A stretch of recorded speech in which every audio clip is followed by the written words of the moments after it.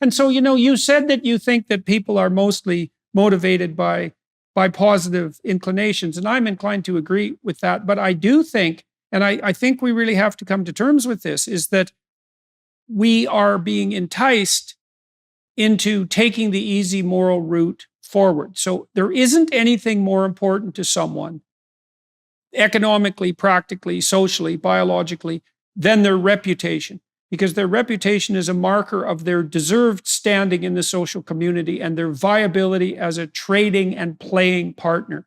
And the way that you accrue reputation points is through diligent effort and generosity, fundamentally. But you can game that. And you game that by taking shortcuts to ethical prowess when you're offered them in a tempting manner. It's like, well, instead of getting up at it, I'll give you an example, Bjorn. This is a good example. You know how I stopped being faced by protests at universities when I went to talk there? I hold my talks at 8 o'clock in the morning.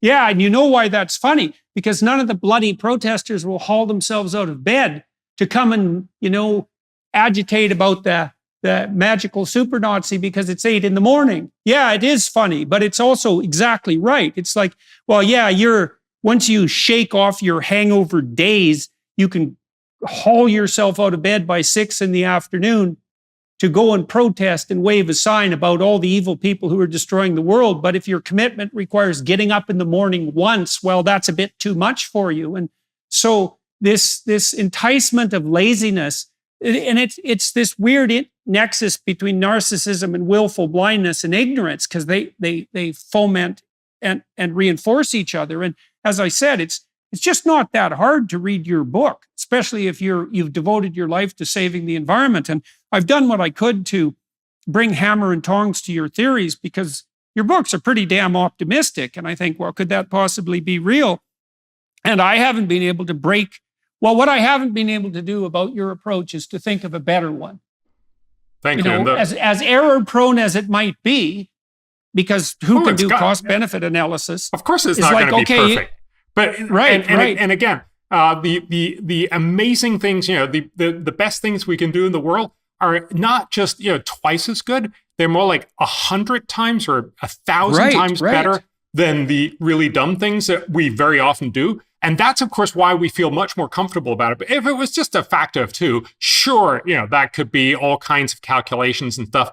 But when you're 1,000 times off, maybe we should start paying attention on where we could do good. And it gets back to your point of what happened, for instance, in Holland, which was driven by a court case. So if you take politicians on their words, and they'll make a lot of different promises, imagine if people took them to court for all of those promises. Imagine what would happen when courts say, well, you've said this, so you have to spend that much money. If you actually did that for all the different things politicians have said, I think it's plausible that you would actually have a total account that would be higher than the entire national budget, quite possibly by a large amount. Imagine if we allow the courts to say, oh, in this case, you promised this, so you got to do that. Oh, in this case, you promised this, so you got to do that. Imagine if the courts did all of that and then basically said, I'm sorry, you've got to spend all of your GDP. So everybody has to pay, close to 100% in taxes, and we're going to pay all of these things that politicians have promised. That's ridiculous. And it's, of course, terrible. This is exactly why we have politics, because politics is that very hard decision between a lot of different nice competing things that we would like. We both like to have less nitrogen deposits. We'd like to have better agriculture. We'd also like to have safer roads, and we'd like to have better schools and all these other things. We can't spend all of the money, 10 times over. So that's why we have politicians making these hard and complicated and not, satisfying decisions. But we shouldn't allow ourselves to be run, into courts deciding, no, you have to do this because you promised it. Because if they did it across the whole area, we would probably be, both bankrupt, but also we would not have that crucial conversation about where do you want to spend the next dollar?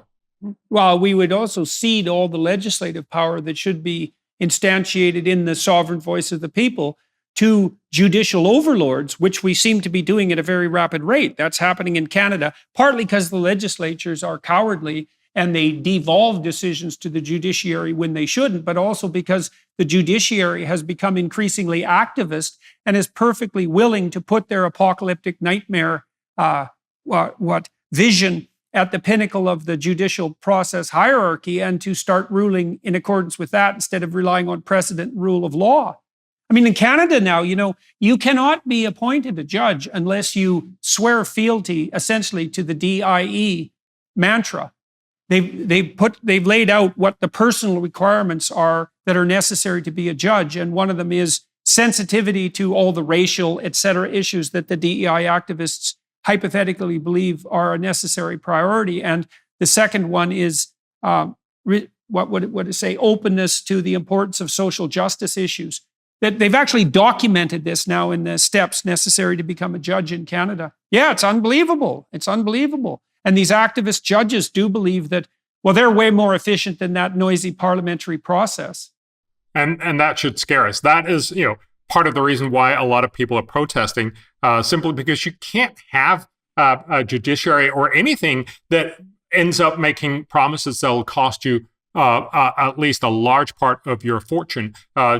Just perhaps before I get going, if you look at net zero, because I think in some way the Dutch thing that we've seen, and even the European conversation. Remember, I believe it was I forget. It was Citigroup that estimated the total cost for Europe because of the increasing energy prices is going to be about $500 billion higher than it normally is over the last 10 years, which is a huge cost. But let's just remember, if Europe was actually serious about their net zero goals, which of course is going to be incredibly hard, which basically means we'll have to give up most of what we think of as wonderful in the world. According to McKinsey study, that would cost more than $1 trillion, so twice as much, but every year for the next 30 years. So if we had courts going in and saying, no, you got to cut down your nitrogen deposit costs, that will be terribly disruptive.